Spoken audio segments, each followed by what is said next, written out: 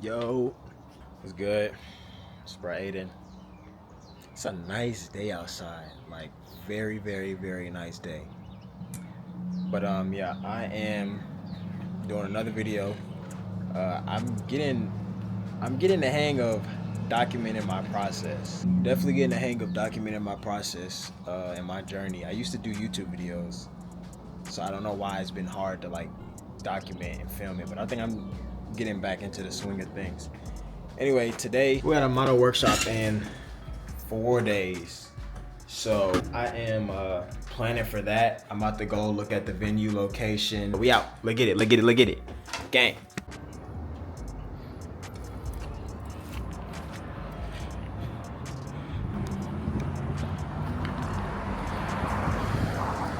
It's so nice outside, like damn. I'm glad I rode my bike. My leg's gonna feel it tomorrow though. That's where we at today.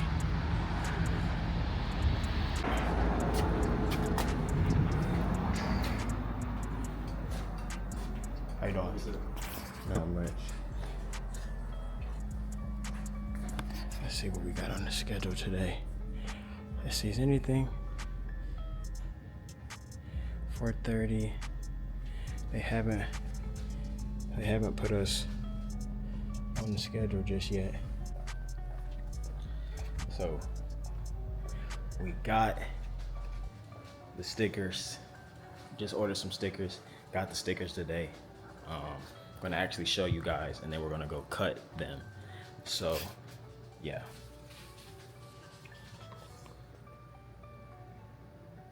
Wow, look at that. Great stickers, actually.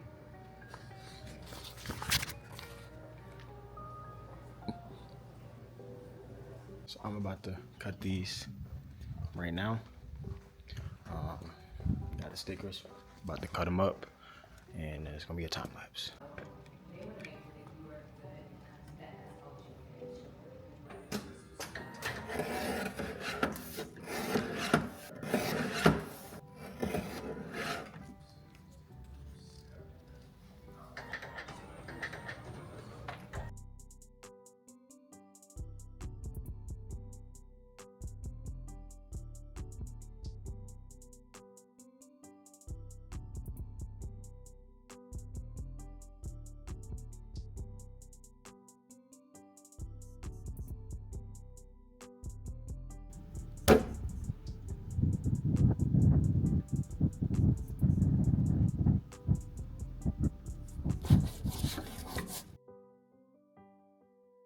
Brother, oh.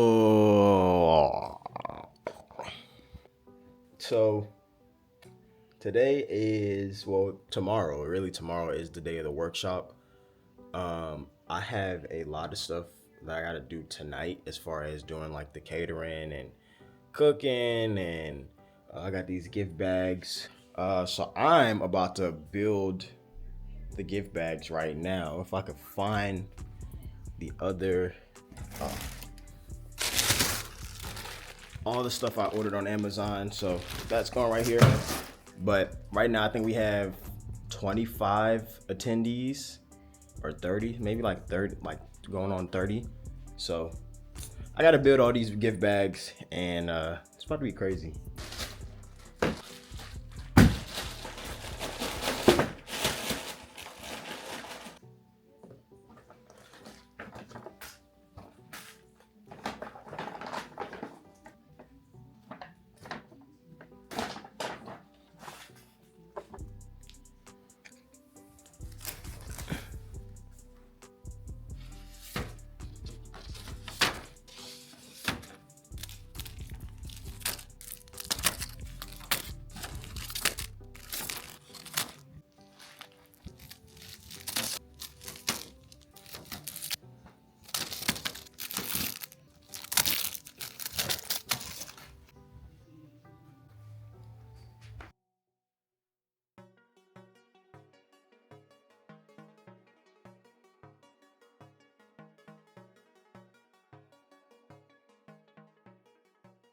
Oh.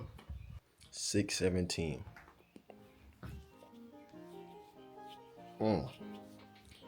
Everything is done. We're prepping food. Today is the day, gang. It's like always like the day of the event. I'm always just like super jittery and super hyped.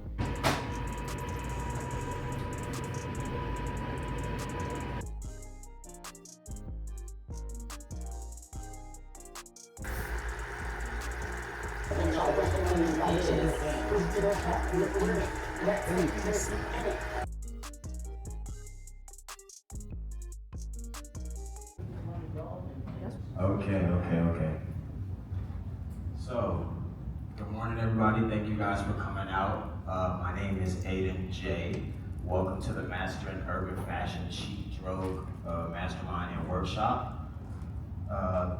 We come out here today because I decided to throw a workshop and a panel discussion to connect models and fashion designers to actual experienced individuals. So basically, Chique Drogue is, the terminology stands for fashion addict. When you think of addict, it's a derogatory, so I didn't want to have a derogatory name for Chique Drogue, so that's why I kind of changed it, hence Chique Drogue. So Chique Drogue is essentially a place where creatives and fashion addicts can come together and basically express themselves. So our mission statement at Chique Drogue is we believe in fostering a community where individuals can not only show their passions but form bonds that go beyond the seams. This space is a space for unionizing creative minds and bringing people together. And some of the things that we're going to talk about today are discussing and highlighting the problems in the urban creative scene in Atlanta, answer some of the questions that you guys might have pertaining to your career field, connect you with some seasoned leaders and influential figures to provide training and guidance, and then offer community and public value through experience, expert opinions, and reliable information. So you guys are probably wondering, like, who's this cub? Why is he on stage? What gives you the right to be able to speak? So I'm Aiden. Like I said, my name is Aiden J. I'm the founder of Chique Drogue.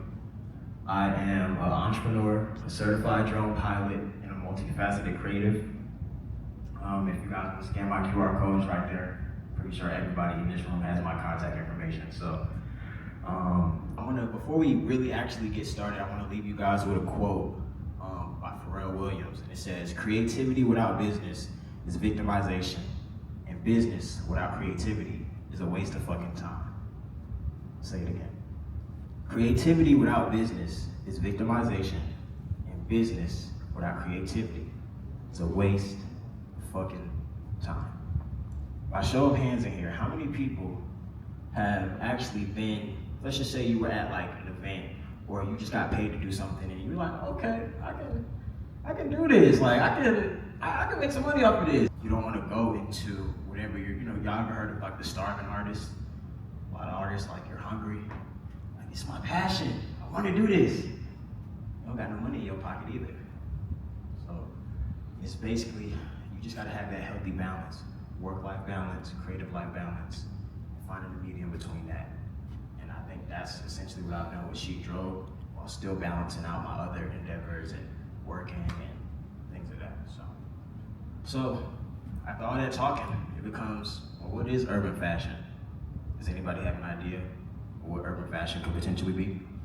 It says, urban fashion is style born of the street, a ruffian look that emerges from neighborhoods as opposed to fashion dictated by designers and Wall Street. So whoever said your culture, where you're from, you were right. Media and garment associations often merge hip-hop and urban fashion partly because they share the same beginning. Urban fashion made a strong impact during the 1980s, into the early 90s, inspired by street fashion known as grunge. It was born in Seattle and rocketed into mainstream by Kurt Cobain and other musical icons. This look, known for its worn out and grime-ridden appearance, officially mainstream when Marc Jacobs previewed it in his now infamous grunge line. And that actually, it wasn't even his own line, it was actually Perry Ellis, season 1993. So this is Perry Ellis. Y'all can see it. Tyra K. Moss. So this was actually the collection that got Marc Jacobs fired from Perry Ellis because they were like, what is this? We don't like this. This isn't high fashion. This isn't avant-garde. And these pictures right here, these are just some examples that I took that I kind of seen a resemblance in from the Chique Drogue fashion show. So kind of see the differences, the similarities. Another inspiration I took is Spike Lee.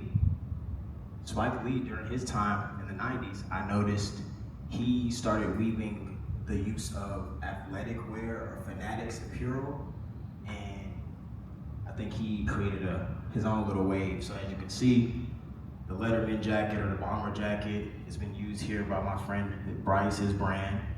And then this, I'm not really sure what this material is, but I think it's like a jean denim type of jacket. You can see it replicated over there with the gentleman with the glasses on.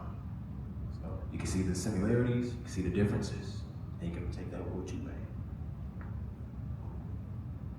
Really quickly, I just want to talk about the power of networking, because the power of networking is so strong. It could be the difference between you getting that new job, that crazy opportunity or big break you've been looking for, or you can just connect with people that share the same interests that you share in this room.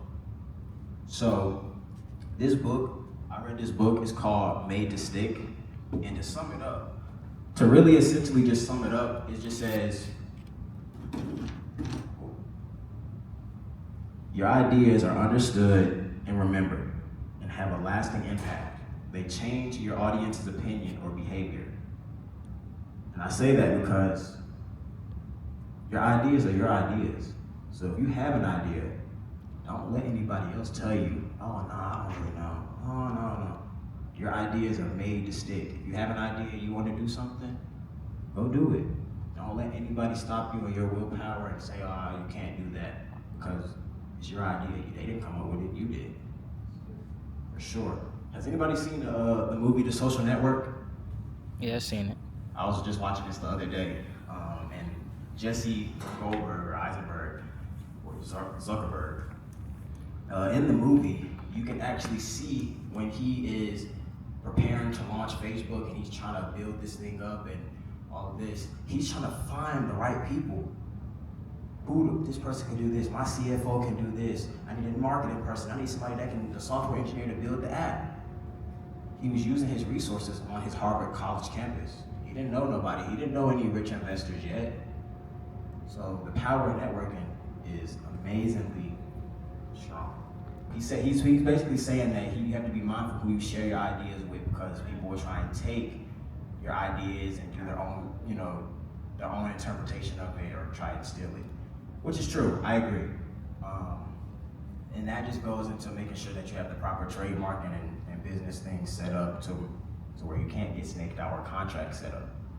So I want to talk about building professional relationships, because that is also something that I've noticed in any industry that you do, whether it's fashion, whether it's corporate, whether it's entertainment, whether it's music, videography, you gotta build professional relationships. And that comes with just people that are where you're trying to get to, have already done their work, know the experience, and it's kind of like mentoring. Everybody that's older than me that I'm in touch with, I look at them like my mentors, and I tell them like, hey, now that you give me your phone number, I'm gonna look at you like a mentor, so I will be hitting you up to ask you questions about this, that, and the third, or whatever. So, building professional relationships. So really quickly, I want to give y'all a little story. I was in New York. September 2022. And like I told you guys, I fly drones. So I was in New York and I was flying my drone in Times Square. I wasn't supposed to be doing that because it's illegal, but I was, taking a risk. Risk taker, flying my drone. It was during New York Fashion Week and I'm flying it around everybody and people are like, where's that coming from? So I'm in the cut trying to hide like this behind a pole. And this gentleman, he walks up to me, he's like, is that your drone? I'm like, yeah, that's my drone. He's like, oh, my name is Irene Paler. I'm a fashion designer. I need a drone person. I do shows here in New York. I need a drone person. Can you come to our show? And I'm like, yeah, when is the show? He's like, oh, it's tomorrow. I'm like, what? He's like, yeah, it's tomorrow. Or like the day after that, something like that. He's like, can you be there? I'm like, yeah, I can be there. So that essentially turned into me being backstage at the New York Fashion Week fashion show. First time ever there. Sitting there, taking pictures of the models, photography, networking, doing my thing. Just seeing how everything operates, the ins and outs of a fashion show. Then that turned into, obviously I had to get my pictures in, because nobody was taking pictures of the press, so I had to get my own pictures. So this is like the after. Nobody was taking pictures of the photographer, so I'm there getting my pictures on stage, my little 5 seconds. And this is like the end of the fashion show, so it was like wrapping up.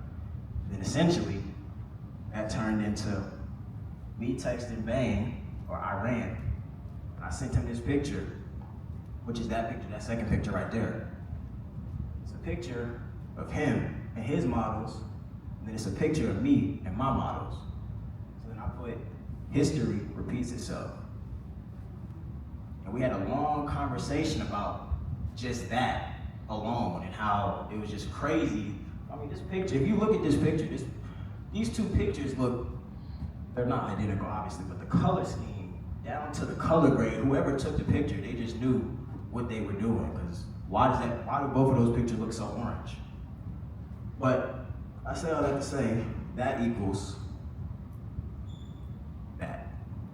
And that was the fashion show that we did February 23rd, that I put together with my team. And all the models, all the designers, we actually had some of the models in the room and photographers in the room that were there. And yeah, so a quote that I kind of came up with, and yes, I'm gonna quote myself, is you never know when your time to shine is coming. Just be ready when it does. These two pictures, from the time I took this picture and this whole timeline, is 2 years apart. This is 2022, and this was 2 months ago. So you never know when your time is coming. Just be ready, because it's coming. And then finally, like I said, going back to building professional relationships, some strategies that I've used and that you guys can use as well is offering value. That can be in the form of a good or service. Maintaining the important contacts. I look at everybody that you network with.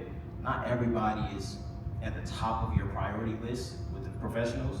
So just maintain the important contacts and the people that you know you're going to need. Build trust, communicate effectively, and ask for constructive feedback.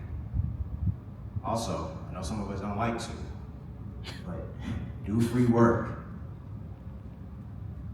Do free work. I've done a lot of free work, and all of this was free. But it gave me that know-how so I could get here. So do free work, because you never know how it'll pay off in the long run. You never know what favor somebody might loan you back, and it's unexpected. I also would say intern for 2 months, 2 to 3 months. It's a new idea or a new industry that you're going into, just intern there. See if you can get an internship. It doesn't have to be super long. It can be short term. And then after 2 months, you get the knowledge, you get the information, you get the connects, go do something else. Or try another industry, get another internship. Can you, I got one. Can you touch on the importance of building your portfolio? Because I noticed a lot of models kind of don't have that portfolio there, but they want to be paid. Here, say it again. I was saying, could you touch on the importance of building your portfolio when in terms of reaching out to people, like as a model or a videographer? Yeah. Building a portfolio. If you're creative, do you want her to ask, or you wanted me to? I was kind of just going off what she said. Building your portfolio as a creative, I would say it's a must, because if you're a creative or you're a model or anything in artistic realm, how can you say that you do this and there's no roadmap, there's no backtrack, there's no record showcasing that you've done it. So I would say it's very important for models. A lot of models that I've reached out to that were in the Chique Drogue fashion shop, hit them up like, yo, do you have your portfolio yet? And they're like, oh, no, I don't. I just sent you 200 pictures. And I know you got all the pictures on your phone. What? Why don't you have your portfolio? So what I will say is very important. As a creative, you have to have that. If you're a creative director, you're a photographer, you're a film director, you're a model, having your comp card, having your resume, having your digital portfolio is very important. And I'll just give you guys, if you guys don't have that, if you're a creative director or in that realm, Adobe Portfolio is free. It's a free website. It's actually what I use. Look, everybody see y'all smiling because y'all know. But Adobe Portfolio is a free portfolio website that you guys can use if you want to put your portfolio, your resumes together as far as creative. I'm trying to think. Adobe Portfolio is good. Canva, you can create a portfolio on Canva. Canva is like used for everything now. You can make a PDF document.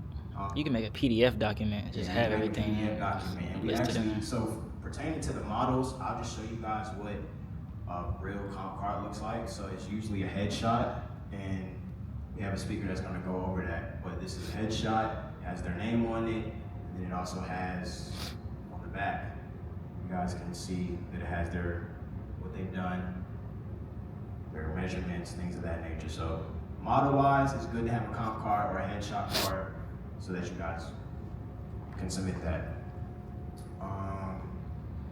Any more questions?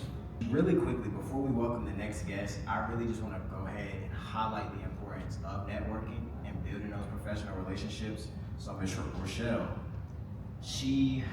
it was so funny because the way we met and got in contact with each other, it was hilarious.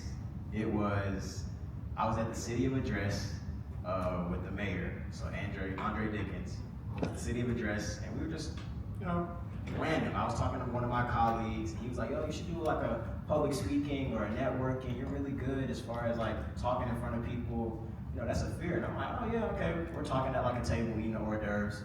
And it just so happened that we're having a conversation, me and Mr. Howard, and he's like, black women, they get stuff done.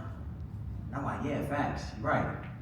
My mom, she's a single mom. Yeah, she gets stuff done.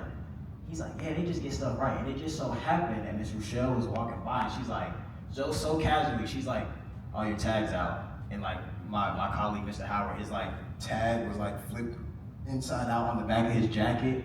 She like turned it back in for him. She's like, see, that's what I'm talking about. Black women get it done. She's like, well, yeah, I am a fashion designer, so and she said that like walking away. So I'm like, wait, you're a fashion designer. Come here, come talk to me.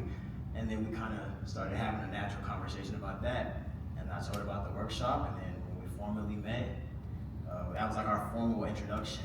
And then she said she was down, and we talked on the phone, and she's here. So without further ado, I want to please welcome Charla Ruschelle.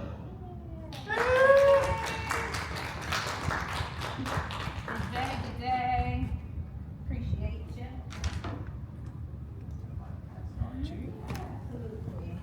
How's everybody doing today? Good. We can get a little live here today. We up. It's Sunday. The sun is shining. How's everybody doing today? Good. Okay. Love to hear it. Yes, I am Charla Ruschelle. Charla R. Mitchell is my name. Charla Ruschelle is my first and middle name. So yes, it is true to my name. It is a pleasure to be here. I've been in this industry, fashion and apparel, for a very long time. I'm also an educator, mentor, fashion designer with a clothing brand, and also a shop owner. Aiden and I met, at the state of the city with Mayor Dickens. I also am in the mayor's office. So I wear a lot of hats.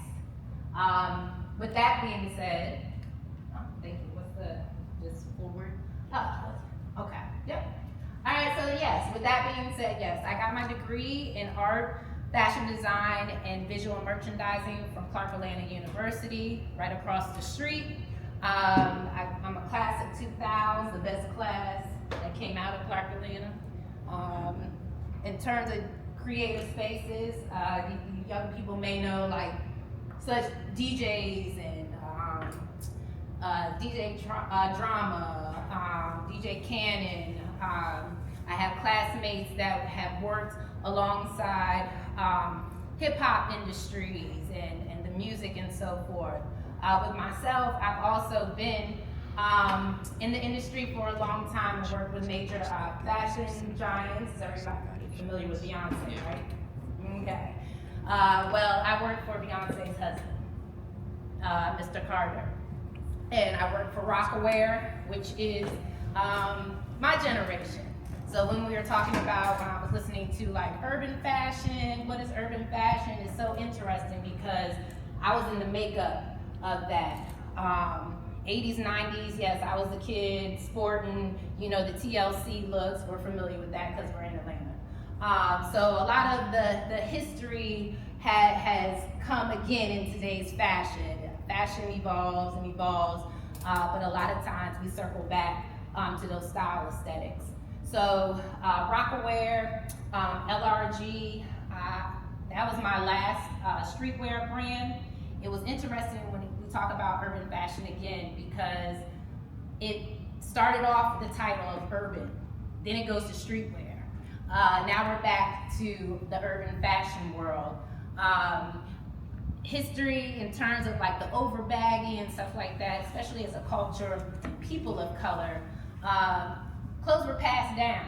So this fast fashion that's going on, we didn't have a lot of options and a lot of independent brands to pull from. So the essence of these developments of streetwear and the urban culture that came into play, it started to build and evolve as a young adult, as I was within the fashion industry and growing.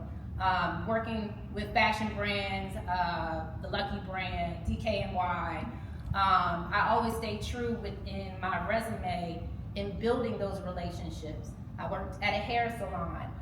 That goes a lot into fashion. You need to know how your model's hair is going to look. You need to know makeup. You need to know how things should go with garments and so forth. So sometimes you got to think outside of the box when you're trying to get in the industry and creative spaces. Let's see. Right before COVID, I also was selected as a fashion designer to to be a part of a reality show. The reality show Stitch, which is Slice TV in Toronto, Canada. That was an amazing opportunity because Project Runway, I tried out for the very first one. I made it through 3 interviews. Ultimately, I wasn't selected. That didn't sway me. I kept going and pursuing my pursuits as a fashion designer, a fashion brand. About 3 years, maybe 3 or 4 years ago now, I had received a email from the production company, and they had been following me on social media. So they found me, I didn't find them. And that's imperative when we talk about portfolios and so forth. Make sure social media, young people, make sure you're posting things that are going to be beneficial to you in your career, and that you never know who's paying attention to you. So with that being said, the production company found me. I went through a couple of interviews with that, and ultimately out of thousands of fashion designers and contestants, I was one of those finalists. They flew me out to Toronto. I participated in this reality show, quote unquote, because reality shows aren't necessarily reality, just to let y'all know. But it was a great experience. I wasn't the ultimate winner, but I was a winner because again, I was selected out of thousands. I was seen on TV. I had the opportunity to showcase my talent. I've been sewing for over 30 plus years. This is one of my top sellers, my doll bag dress. And sewing has always been my therapy. So that has kind of been my starting point of why I went into the fashion industry. I was always an independent, kid of the arts, wanted to always have my own style aesthetics. So again, I continued my pursuit from the age of 7 all the way going to college and getting my degree in fashion. I also had another opportunity. I was also a finalist selected for Belk. Are y'all familiar with Belk? So big box stores, Macy's, as we call it, any of those anchor big retailers, Neiman Marcus, Nordstrom's, and so forth. Those are your big box retailers. With Belk, I was again selected as a finalist fashion designer to showcase my line. That was in a different type of setting. Belk's headquarters is in North Carolina, and that gave me an opportunity to stand in front of buyers. Those buyers are those that are going to end up purchasing your merchandise and placing them on the racks and within the location that serves of your design or fashion aesthetics. So I had the opportunity to be a finalist in that, show in front of buyers. Portfolio, again, having your line, your collection, and so forth, so they are aware of what your style aesthetics are, what you do, how much you can produce, where you need help in production. I always tell people, being a fashion designer is the most expensive profession that you will go into, because you have to invest in yourself, from materials to photography to marketing to production. It's a cost. That starving artist statement is real, and you have to also be real to yourself in terms of where your talent is, how far you will go, and always being able to pivot when needed to pivot. So those are some of my accolades. My last one was really cool. When I speak of pivot, during COVID was a real pivotal point for a lot of businesses. You saw, if you notice now, you don't see as many influencers doing makeup and fashion and stuff as they were heavy during the time before COVID hit. Reason why is because where's the talent? Where's the skill behind that? So you either are going to pass or you're going to fail. Same thing when it came to fashion designing. At the beginning of COVID, people were nervous, didn't know how to spend their money, were running out of toilet paper, all those type of things. So people weren't jumping to start spending power. The immediate concern was the safety and the breathing and the masking ourselves. Before it came to the masses, the masks were imperative for essential workers. And so I'm a forward thinker. And when you're in this industry and creative, you have to be a forward thinker. You have to forecast what's coming before and not necessarily in the now. And so February at that time, I started listening to the news and paying attention to it. And I knew that there was going to be a bigger need than what they were saying in terms of keeping us safe. Myself and a couple other African American women designers, we were already individually doing things. But we came together and said, hey, let's do a campaign, focus around essential workers, make masks, and every mask that we make, we contribute a certain amount free to essential workers and those in need. So with all that being said, all of us build out our masks differently. I built out mine because I had knowledge in terms of fabrication, how, what was breathable, what people would be comfortable with, how it should fit on your face and be covered.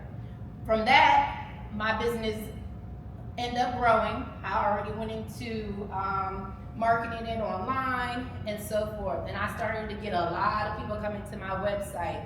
I got this email one day. This person was like, hey, I saw your mask on GQ, in GQ magazine. I was like, is this a scam? But ultimately, I did research, went to the site, and there I was. So again, it is imperative when you are going into your creative spaces that you're building your portfolio portfolio in a manner to where there's legitimacy to it. So ultimately, masks, I knew how to sew. A lot of people didn't know how to sew. Materials were low. You couldn't get materials. I'm a fabric junkie. I had tons of fabric in my shop.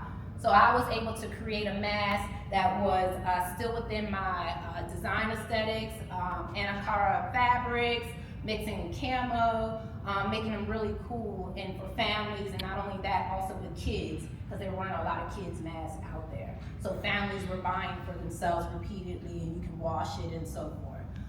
So that's a pivot. So sometimes you gotta find a pivot. Nobody was looking to buy a dress. Nobody was looking, to go out anywhere. Everybody was looking to be safe if they had to go out. If you're from Atlanta and you're in the creative space, I need you to get out of Atlanta. I need you to be able to explore other areas within the United States as well as internationally, because your creative mind needs to be beyond what you think it is. And Atlanta, Georgia is not the end all be all. And when it comes to fashion, fashion is a global thing. So you need to be global as well. So that was when I was in Colombia on a trade mission, building relationships with small businesses there, as well as presenting my small business and meeting manufacturers and so forth, so that I can grow my own business outside of these two hands that sew and produce everything that comes out of the Charla Ruschelle brand.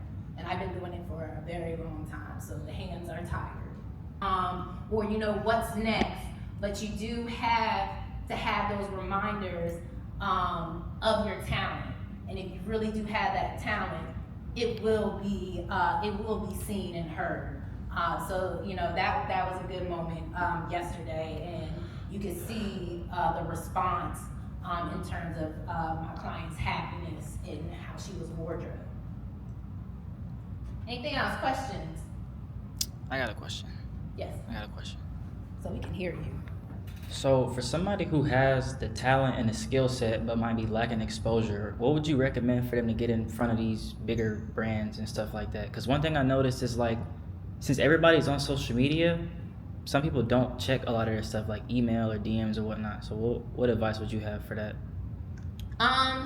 In terms of getting exposure, I think you have to make sure you pinpoint where you want to be exposed.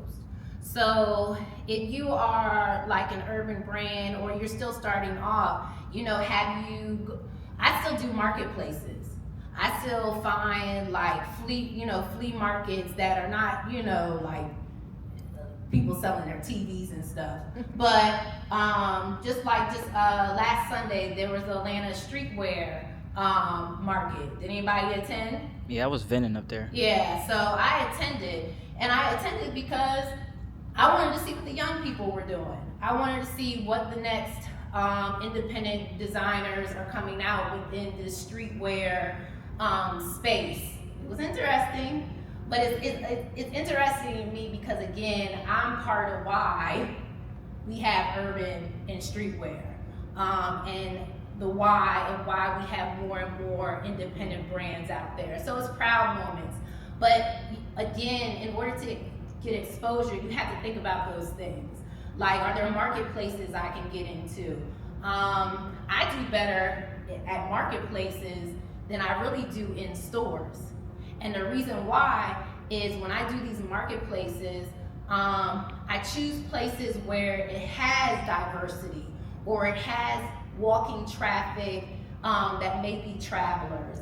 Everybody's familiar with Pond City Market. So Pond City Market, they have marketplaces. I have done several marketplaces there, and 9 times out of 10, all the people that buy from me aren't even from Atlanta. So then the benefit of me, they're going to Texas, they're going to Florida, they may be going to Scotland, all these different places. Now that's giving me exposure not only on a national level, but a global level. So you have to think about those things. What else can I do instead of putting it on IG, or website? I still have business advisors. I still have mentors. Just had a conversation with my business advisor, my focus for this year is new customers, new people. That's all I'm supposed to focus on this year, new people. So how am I gonna find these new people? You have to find people to get to your website, but are there other outlets already there that have the traffic? Everybody's familiar with Etsy? Etsy has people already coming, right? So I can set up a shop there. Right. And I can build another network and get exposure that way. What's the next marketplace? You know, so those type of things. Networking, as he talked about, network's important. You know, I'm kind of a low key, like he said, oh yeah, I'm a fashion designer, I just walk by. You know, I don't think of necessarily, I was like, here's my card, here's soliciting. You know, it's kind of like people will stop me, oh, I love your dress. I'm like, oh, thank you, I made it.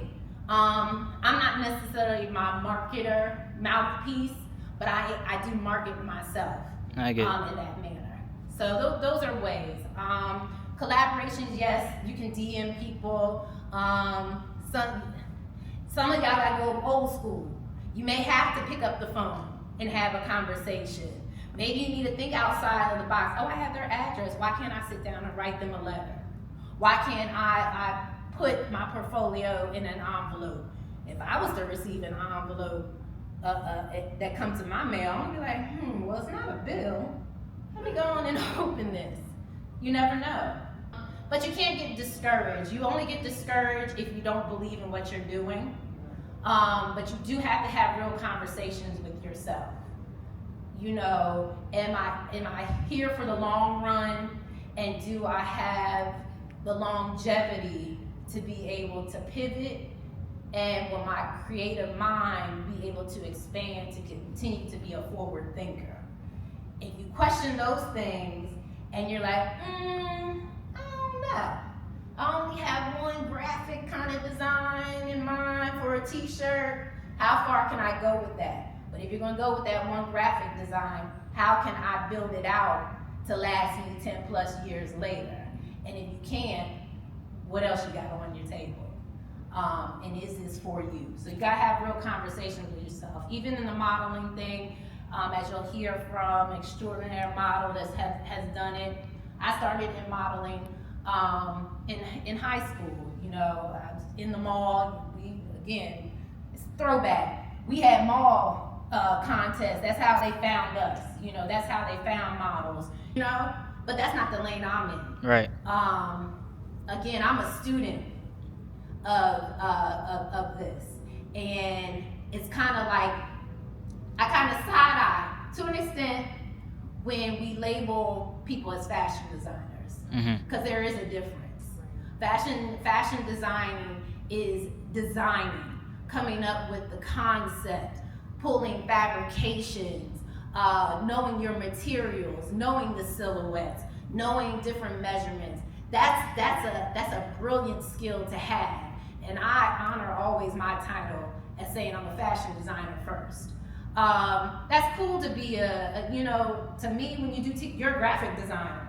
If you're doing the graphics, but if you aren't even doing that, really, what are you? Or, did you take time? Yeah, you may be buying these wholesale blank sweatshirts or t-shirts or what have you, but are you trying to go into a designer phase? Can you make a t-shirt different from the t-shirt that you're buying? What can be the extension? Could you go into the field of sustainability and add fashion to it? And it becomes a definition of what is fashion. It's gotten a little kooky in terms of what fashion is. Fashion can be,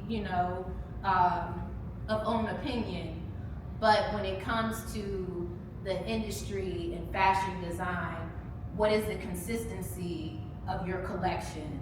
What's the consistency, the story behind it? And you can be a brand, but what else are you offering if you want to go into the fashion space? Streetwear is really cool. I deal a lot with vintage. Again, my clients, they'll find stuff and I'll refashion it. That's my hobby side. So I enjoy doing stuff like that. I can flip some leather pants and make them, cut them real short, you know, add some trim on the side. And again, that's a fashion designing aspect, and now I made this one of a kind piece for my client. So those type of things. Does that answer your question? Yeah. Anyone else? What do you ladies do? Model, so how's that going? Okay. Okay. So you have a mentor coming up, and she can advise you on that. But yeah, what I say to young people, connect yourself with somebody a little seasoned. Connect somebody so that you can learn, because you don't know it all. And you know, I'm still learning. I'm 45, and I still have mentors. It only makes you greater. And if you really are within your creative space that you want to do, you need to master it. So you have to master it. I think education is imperative, so don't disregard it, because you may need it.